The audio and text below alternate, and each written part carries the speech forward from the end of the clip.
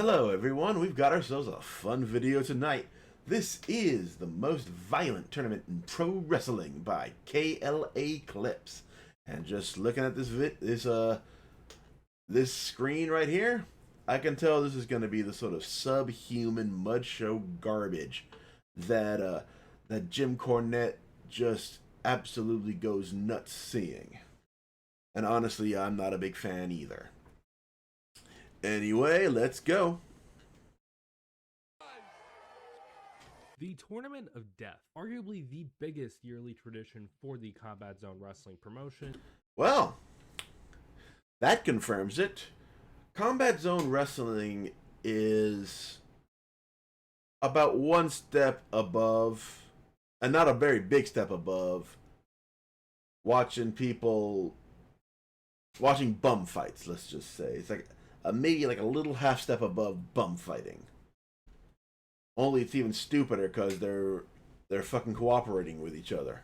And it has showcased the absolute cream of the crop in the world of deathmatch wrestling, their creativity and dedication to the craft, and their unique perspective to the genre. Yeah, translation. These are all drug-addicted fucking psychos who all they want to do is hurt themselves so they can get pills. Their creativity and dedication to the craft, and their unique perspective to the genre. 22 official tournaments have been held since its inception. That implies that there's been unofficial tournaments, which is worrisome. 19 people have won those, with only 5 winning the tournament more than once. The Tournament of Death helped establish a myriad of wrestlers on the independent and deathmatch scene as a whole for decades, and it all started on August 31st, 2002, when 10 wrestlers put their bodies and lives on the line for what they probably didn't realize would become the beginning of a revolution in the independent circuit. And an unfortunate revolution. But I wouldn't even call this a revolution. A lot of this deathmatch garbage that you see in the independents, at least in America, a lot of that was inspired by ECW.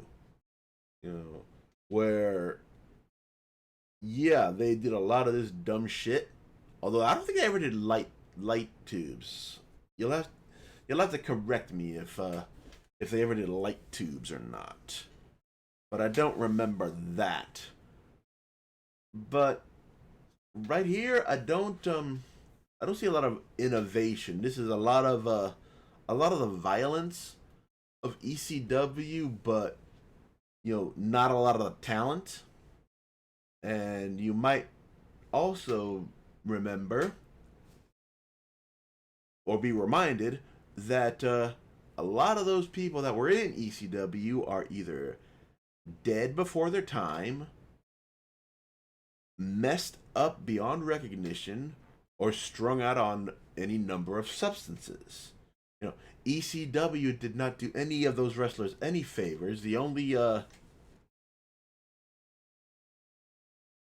people who ever went there and actually ended up getting over were like Sabu and Benoit when he was there for a while. Steve Austin did a couple shows there before getting picked up by the E. Not a lot of people really got over who actually stayed in ECW. They never graduated beyond that. Just a lot of bad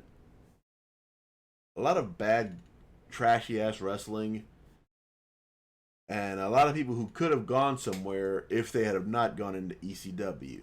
I'm firmly convinced that New Jack, had he not gone to ECW, would have almost certainly had a WWE career. He seemed like he would have fit absolutely perfectly in Attitude Era WWF or Ruthless Aggression WWE. But there was no way they were going to touch him because in ECW. And especially after ECW folded, he did some crazy shit. And at some point, you become kind of toxic. They weren't gonna invest in the guy responsible for the fucking mass transit incidents. That's another video for another day. Let's go on. And that is what we will be discussing in today's video. If you do enjoy this video and want to see more videos but all the Look at this trash. that comes from pro wrestling, be sure to leave a like on this video and subscribe to the channel if you have not already. With that being said, let's get right into it. As usual, before we get into the tournament itself, we have to talk briefly about the promotion at the center of discussion. Combat Zone Wrestling, more commonly known as CZW. I've made a wide array of CZW videos on this channel in the past year. Yeah, we're gonna watch those videos on the channel were CZW related, where I talked about the history of the promotion, its wrestlers, as well as its founder. So here's a quick synopsis of what CZW is and has been for pro wrestling over the past 26 years. CZW was founded in 1999 by John Corson, who would be better known professionally as John Zandig, a Jersey native and pro wrestler of 5 years prior to the creation, although you more likely know him based on one word. Jesus! I was about to say, that's pretty much all anybody knows is fucking idiot. The creation, although you more likely know him based on one word. Jesus! CZW was originally intended to be a school for Zandig himself, as well as train others, and it would eventually evolve into its own promotion, primarily focusing on the hardcore and aesthetically violent aspects of it. How the hell do you go from a school to a mud show? That's what I want to know. Like, these shows are never really that big. There's not a lot of people in these shows, you know, watching. Like, and the people who are there, you could tell they're just kind of sitting there, just looking. You know, it takes a lot to get these people to pop because they've seen so much fucking crazy shit. Like, it just boggles the mind. It as ultra-violence. In a lot of ways, Zandig is, for better or worse, similar to Asuchi Onita, who founded FMW in 1990. They both built their companies around themselves as the ace, so to speak, both leaned into molding their companies around the deathmatch genre. Even in later years, they have reputations that precede themselves, where they've been described as selfish and reckless, but I digress. Throughout the year... Yeah, selfish and reckless seems a very good way to describe it. Like, it's hard enough in the post Monday Night War era to make good money outside of a major promotion, a WWE, you know, TNA when they were actually worth a damn. I guess AEW because Tony Khan just throws all the money around that he can.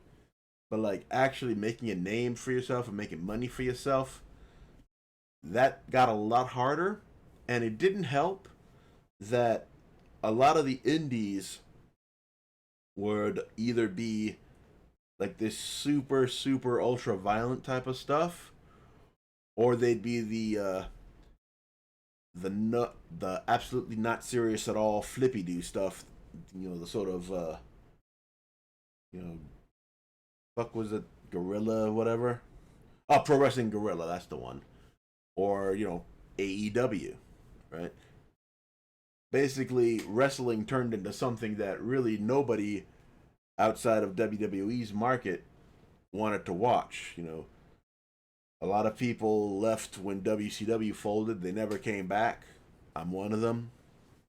You know, and there hasn't really been an alternative to the style, to either the style of WWE that could penetrate that market, you know, because you either have this freak show or you have the California Joker gang, and neither of those are ever going to attract a major audience. But these guys liked it, so hey, what can you say, right? Here, CZW has housed some of the biggest names in the history of deathmatch wrestling, like Zandig, Sick Nick Mondo, Nick Gage, The Messiah, Necro Butcher, Madman Pondo. I could go on for a very long time. Yeah, if I remember correctly, this is where John Moxley got his start. I mean, you could tell because this is all Moxley wants to fucking do is deathmatch trash. It's absolutely ridiculous. That guy managed to get out of this weird drug addicted freak show in in like what looks like abandoned buildings and open fields. Got to the big time, but was miserable having to actually do stuff other than try to kill himself. I don't get it. I don't get it. Previously stated, they built their entire reputation off of this style of wrestling, so it was only appropriate that they'd have a competition with the best of the best, no pun intended, to see who the best in the genre would be, and this would become a reality on August 31st, 2002, the day of the first ever Tournament of Death, then branded as Zandig's Ultra-Violent Tournament of Death. A day-long special filled with every fucked up thing conceivable to deathmatch fans and wrestlers becoming a reality. During this period of time, Zandig and his first ever trainee, Lobo, were in a blood feud over the ownership of the company, which Lobo at that time had. Zandig hosted the tournament independently as a way to showcase his brand of violence to counter Lobo's conservative view on wrestling, or as conservative as you could be in CCW. The tournament was held in Dover, the capital of Delaware, due to restrictions in New Jersey in regards to certain weapons such as light tubes. They possibly could have been able to host the event in Philadelphia, Pennsylvania for the inaugural event, but they wouldn't have been able to for very long, as the Pennsylvania State Athletic Commission barred all use of light tubes and barbed wire in pro wrestling matches because of both CZW and rival XPW using it so frequently. Basically, Delaware bypasses all these regulations so it could be completely unfiltered. Let me go back to that. Serb told these promoters present that barbed wire and light tubes are now banned from use after January 1st. The already existing rules on fighting in the crowd are to be enforced. Serb claimed that any promoter that allowed this to happen would have their license pulled, and City Health Board would be notified, and wrestlers would have to be tested for HIV, hepatitis, and other diseases. Ah, yes, this happened to another. This actually happened to a few wrestlers. Hannibal, I think, got hepatitis doing this kind of shit. I'm not sure if G-Raver got anything. I know he became an absolute loser drug addict. But yeah, this is some sad shit right here, man. That you would put yourself through not only the risk of paralysis or bleeding out, or having your fucking throat cut or whatever, but long-term stuff, right? Like, HIV is lifetime, bro. Like, that is not something you need to be fucking with.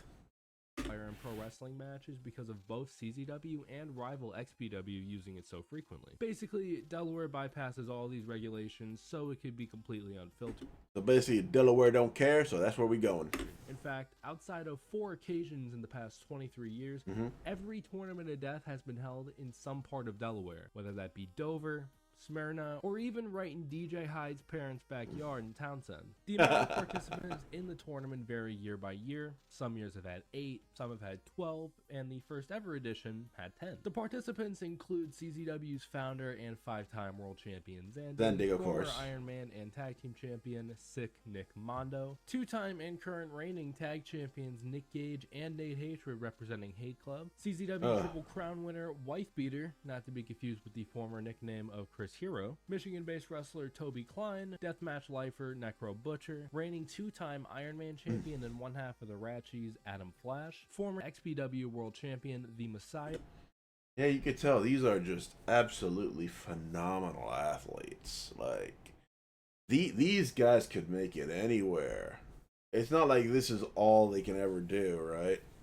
And former XPW mainstay Homeless Jimmy, a California-based deathmatch wrestler working his first, last, and only date in the Combat Zone. The winner of this first ever tournament would be crowned as the initial deathmatch champion. The reason for the title was that Zandig had won it in Big Japan Pro Wrestling and held on to it after the agreement between Big Japan and CZW ended. Big Japan vacated the title in 2002 and it was used for the unofficial championship. I think we've covered just about everything up to the start, so with that being said, let's get started. started. The first tournament match was Nate Hatred versus Zandig in a barbed wire boards match, which ended in a no contest following an attack by Lobo, the aforementioned Ratchies, and company. How do you have a tournament match and it's a no contest? How does that even work? The irony of a deathmatch tournament named after Zandig having very little action from Zandig is not at all lost to me. This led to a replacement match between Adam Flash and the returning Messiah, who defeated Flash following a pop-up cutter. Next up was Wife Beater versus Necro Butcher in a staple gun and mousetrap match. Staple gun and mousetrap. What the hell? How does this help a match, right? I mean, is it really just that these people don't know how to work, they don't know how to talk, so they just mutilate each other? Wife Beater would get the win after hitting a choke bomb the Necro off the stage. Next was Nick Gage versus Toby Klein in a barbed wire boards and wooden strips with nails match, where Gage would pick up the win following a face wash into the corner coupled with a brainbuster for the pin. The final first round match involved Sick Nick Mondo versus Homeless Jimmy in a straight up Falls Count Anywhere match, and what would end up becoming one of the most notorious matches in tournament history. In the end, Mondo defeated Jimmy after an assault driver off of the moving truck through a table and light tubes below. Your second round matchups are set. Wife Beater versus Nick Gage, Sick Nick Mondo versus the Messiah, and the winner of these would move on to the finals. Wife Beater would defeat Gage in a glass panes death match following a choke bomb off the middle rope through panes of glass propped up by chairs. In the final match before the finals, Mondo would defeat Messiah in a fans bring the weapons match after Mondo hit an assault driver onto broken glass. With that, as 10 wrestlers narrowed down to just 2, Oh God, Jesus. They look absolutely brutalized. And for what? There's barely anybody there. Like, they can't be getting paid. You know, this is absolutely a tiny promotion. And they can't have any prospects outside of here. You know, it's pretty much been CM Punk, Moxley, and maybe like one or two others in the 20 years this company's been a thing, and certainly none of them recently. You know, Punk had to go to ROH and then to TNA. Or was it the other way around? I forget. But like, there's no going straight from Combat Zone to making any damn money at all, right? You have your finals for the first ever Tournament of Death. Partners going at it for the richest prize in all of Ultraviolence as Wife Beater takes on Sick Nick Mondo. Who would become the first ever winner of the Tournament of Death? Well, it's time to find out. Mondo is first to make his entrance, toting with him a bucket of salt that would make any white family at dinner jealous. He scatters across the ring for when the match eventually gets bloody. Wife Beater makes his way out, running to the ring. Let's make it hurt even more. Weed Whacker, which is currently on and cutting through some of those 200 light tubes taped to the ropes as he enters the ring. Wife Beater puts the Weed Whacker down, the bell rings, and the match begins. Wife Beater wastes 0 time, charges at Mondo's midsection, but Mondo ducks, and Wife Beater immediately takes a good chunk of light tubes out of play. Mondo pulls out one of many light tubes and cracks it over the back of Wife Beater, pulls him out of the corner. Okay, that's another thing. Like, aside from the fact that the gases inside those tubes can give you cancer or some shit like that, like, how much does those really hurt? I mean, I guess you could get like a splinter in your back, you know, getting whacked by one of those stupid things, but they look like they shatter super easy. Like, you don't even have to gimmick them. So it doesn't look very threatening. It's just pointless sadism. That's all it is. Delivers a snapmare, grabs a light tube, and places a roundhouse kick to a seated Wife Beater right through that light tube. Mondo lifts Wife Beater up, delivers a scoop slam, places 3 tubes on top of Wife Beater, makes his way to the apron, and hits a springboard leg drop onto Wife Beater. Mondo attempts the first pin attempt of the match, but only gets 2. Mondo gets Wife Beater up, gets him with some punches to the head before Wife Beater takes a tube and swings it at the skull of Mondo. Mondo grabs 3 tubes and swings without relent. Bam! Bam! Bam! Wifebeater grabs a bundle of tubes, places them onto a laid out Mondo, gets a running start, and stomps him right into the chest of Nick Mondo. Wifebeater compiles an amount of light tubes that I cannot really tally, picks Mondo up, and drops him down with a power bomb on top of all of them. And again, it just... Wrestling is at its best when it looks like the guys are getting hurt, but they're not really getting hurt. You know, this looks absolutely fake, except for the bleeding.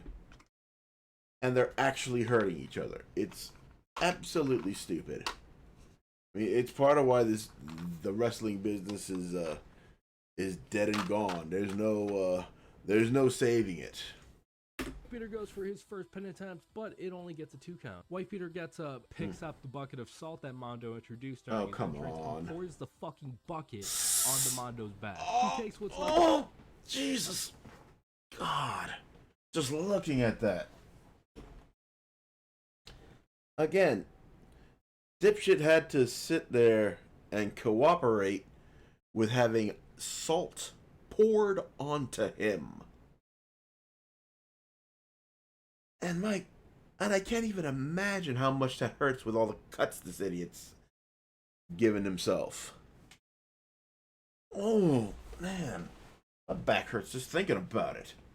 That salt and pours it right onto Mondo's bloody skull. Wifebeater grabs a couple of tubes and whacks them over the back of Mondo. He grabs a few more, but Mondo is able to stop him before he does any more damage. Mondo seats Wifebeater in the corner, props up a plethora of tubes in that corner, and hits a running basement dropkick to Wifebeater. Mondo grabs a bundle of tubes and places them in the middle of the ring, picks Wifebeater up, and drops him onto his back with a suplex onto those tubes. After taking a couple of tubes and stomping him into the chest of Wifebeater, Mondo goes for the cover, but he only gets the 2 count. Both men, covered in broken glass, blood, and salt, each grab a light tube and get to their feet. Wifebeater misses, which breaks the light tube, and then Wifebeater uses that to attack Mondo. Wifebeater grabs yet another bundle of light tubes, places him down, and proceeds to deliver a gut-wrench suplex to Mondo onto those tubes. He places about a dozen light tubes from the ropes onto Mondo's midsection, grabs a chair, and swings it directly down onto those tubes. Mondo looks like he's on the brink of death, surrounded by broken glass, and it's then that he throws up the group of light tubes onto the chest of Wifebeater to gain some spacing. He places a glass window into the corner and hits a back suplex where Wifebeater goes shoulder first into the window. Each man grabs I bet that shoulder felt great. Each other's shoulders. Wifebeater gets the advantage, props Mondo against the rope, and grabs the weed whacker that he brought to ringside earlier. He turns it on and puts it directly into the stomach of Nick Mondo. Oh, come on. Hang on. I cannot show you this part because YouTube will either give me a community guideline strike or age restrict my video because they'll cite it as too graphic. Yeah, I kind of agree with YouTube. Holy shit. What kind of bloodthirsty person is sitting there like, oh, you gotta see this. This guy turns on a weed whacker and just slices this dude's stomach with it. And I don't want to give them that ammunition. Wifebeater picks Mondo up, hits a choke bomb and into the cover, gets the 3 count, and that's the end of the match. Wifebeater is your first ever Tournament of Death winner and inaugural deathmatch champion.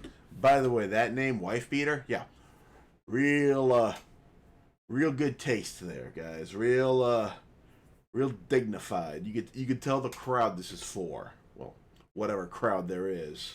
Following the match, Wifebeater and Mondo show respect to one another as they get jumped by Toby Klein, Necro Butcher, and Homeless Jimmy. Hate Club and Zandig come out to make the save. Zandig shoots on XPW winner Rob Black. They all sing Kumbaya in the middle of the ring and jerk off with each other, and that's the end of that. Okay, maybe not that last part, but you know what I'm saying. If death matches are your thing, which is a high probability if you're watching this video, the link to the full match will be in the description. I think one of the main reasons why people get drawn to deathmatch wrestling is because of the rapid-paced violence displayed throughout. Now, the reason people get drawn to deathmatch wrestling is because they're reprobates.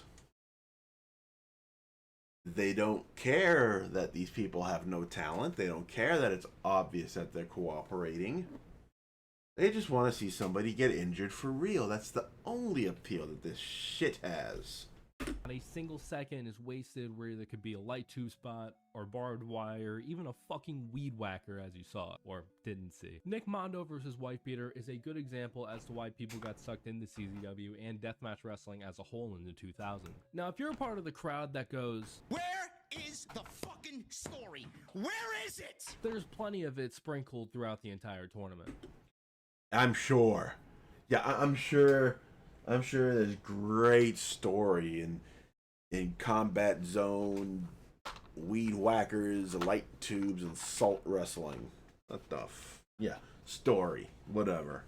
From the very first match where Zandig's contest was fucked with by Lobo's goons, to the finals which featured 2 allies and 2 partners going to war. It's not cinema, segments, or yeeting, but it's still worth a glance. If you can afford to spend the time, I highly suggest going out of your way to check out these matches, specifically this one as well as Mondo versus Homeless Jimmy from the first round. If you're unfamiliar with their stories, you're probably wondering what happened to our participants. Well, most of them are retired nowadays, with Yeah, no shit. the only exceptions being Nick Gage, Homeless Jimmy, and Necro Butcher. Gage wrestles pretty much everywhere and has been one of the most sought after names on the independent wrestling scene for the past decade.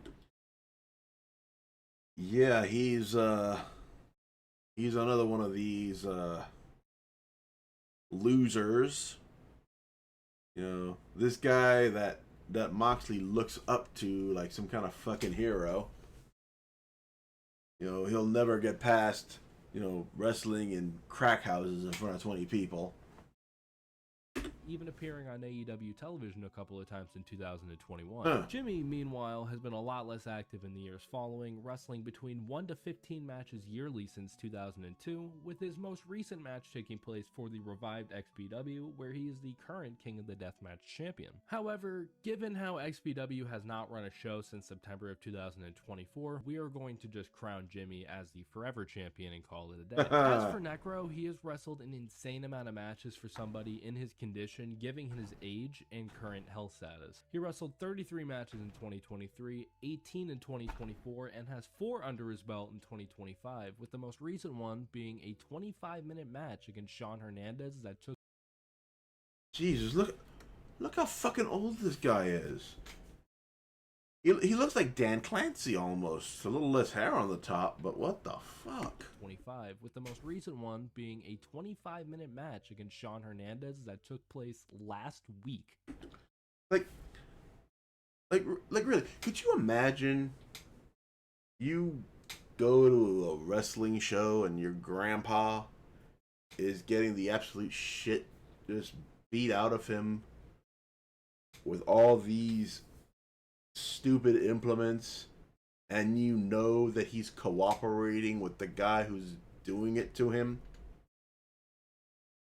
I don't get it, man. I don't get it. As of this recording, Wife Beater would wrestle about 25 more matches in his career after winning Tournament of Death. He'd win the 3rd ever tournament in 2004, becoming the first multi-time Tournament of Death winner before retiring in 2006. In 2003, Nick Mondo won Tournament of Death 2 in what has been considered by many as one of the greatest tournament runs of anybody in independent wrestling history. Perhaps most notable for the brutal bump that he took from Zandig off a roof and down to the concrete after Zandig ate most of what was supposed to be the cushion for Mondo. He was already considering retirement 4 years into his career before taking the spot, but taking that spot cemented to him that he was done, and he is now doing a bunch of cinematography and all that. He did some work with AEW. He did work with former CZW wrestler Jon Moxley following his departure from WWE. He did work with CM Punk before he came back to WWE, etc. The Messiah enjoyed one of the most successful careers in deathmatch history. You know, it's good at least that somebody in this ridiculous farce made something out of himself. You know, good for Nick Mondo getting the hell out of there after damn near killing himself and finding a place for himself where, you know, he can make money for himself, and, you know, he doesn't have to do these horrible things to himself. Like, I'm glad that he got out of it, you know? With all of his damn fingers and toes and able to walk, and he doesn't look like he's addicted to anything. taking over the top territories in both the East and West Coast, but I will not talk too much about that considering I already made a whole video about the Messiah already, which I will link at the end of this video. Zandig sold CZW in 2010 to DJ Hyde, who runs the promotion to this very day. Right. Adam Flash retired in 2014, Toby Klein retired in 2018, and Nate Hatred wrestled until the end of 2017 and tragically passed away on September 6, 2018 following a car accident. He was 39 years old. Oh, that's a difference. I was half expecting a drug overdose. On September 6, 2018 following a car accident. Hey,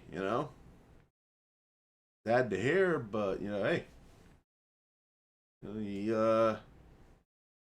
hopefully he had a good life outside of this. He was 39 years old. Tournament of Death has taken place every year since 2002, with the Right. only exceptions being in 2020, 2021, and 2022 due to the pandemic. They've had a couple of instances where they've had Tournament of Deaths in Germany, coupled with WXW. There are 5 people who have won the tournament more than once. Right. Masada is the only 3-time Tournament of Death winner, with Wife Beater, Danny Havoc, Nick Gage, and Thumbtack Jack having 2 wins each. Speaking of those last two, Gage and Thumbtack Jack had a match in 2009 to determine that year's Tournament of Death winner. Gage landed badly on a broken light tube, which severed an artery in his arm. He was airlifted to a hospital and was pronounced dead on the way there for 7 minutes, but he was eventually patched up and made a full recovery. Motherfucker, you had an artery cut. You were declared dead. You are alive by a miracle. You understand? God said to you, you know what? I'm going to give you another chance. And what do? You go right back to this nonsense. Holy shit. The most recent winner is Schlack, who won the 2025 installment on September 6th, just last week as of this recording. I meant to coordinate this upload with the live airing of the tournament that Saturday, but I got very sick and that kind of halted the production. Oh shit. Yeah. Yeah. That's unfortunate, man. I hope you're better now. I've had the Rona twice. It is not fun at all. It's absolutely ridiculous how horrible you feel I would with also that. be remiss if I did not mention that this is not the only major annual deathmatch tournament to have taken place in the past 25 years. Of course. IWA Mid-South reigned king and queen of the deathmatch tournaments annually from 1997 until their closure. GCW has hosted the Nick Gage Invitational yearly since 2015. The Nick Gage Invitational. When you're so synonymous with bad decisions that they name a glorified suicide tournament after you. Great job, buddy. IWA Deep South runs the Carnage Cup every year, and IWA Deep South might be the most violent promotion in all of wrestling currently, so you might be able to claim that the title of this video is clickbait, and I will not argue with you because those motherfuckers are crazy. While people have found a way to match the freak over the years, and even before they were a thing, CZW revolutionized the game and has left their permanent mark in the world of professional wrestling. Their presence is felt all over the industry in every major promotion, one way or another, and it will until the end of time. This tournament is a very big reason as to why that is, and now its impact and prestige in the deathmatch scene is unmatched. Prestige. But yeah, that was the Tournament of Death. What did you think? Feel free to let me know down in the comments what you thought about this video, as I look for all feedback, positive or negative. If you did enjoy it, The story of the Messiah losing his thumb. Y'all can fuck off. I'm keeping my thumbs. I need those. You know how hard it's gonna be to do this shit? To play games and shit if I don't have one of my thumbs? Like, I'm currently going through Soul Blazer on Kick. You kind of need thumbs to use a controller. I hope this guy wasn't a big gamer before he lost his fucking thumb. be sure to leave a like and subscribe to the channel if you have not already so you do not miss out on any future videos. Thank you guys so much for watching, and I will see you all in the next one. Peace out. Yeah, that was fun. Fun, I guess you say. I mean, Jesus Christ, that was nasty. Don't don't go and get your fucking brains and neck and back and limbs all fucked up in front of maybe 100 people in a fucking backyard. Don't do that, people. I mean that from the bottom of my heart. Anyway, on that note, we're gonna call it a video. Hope you all like that. Be sure to leave your thoughts in the comments, and as always, God bless you.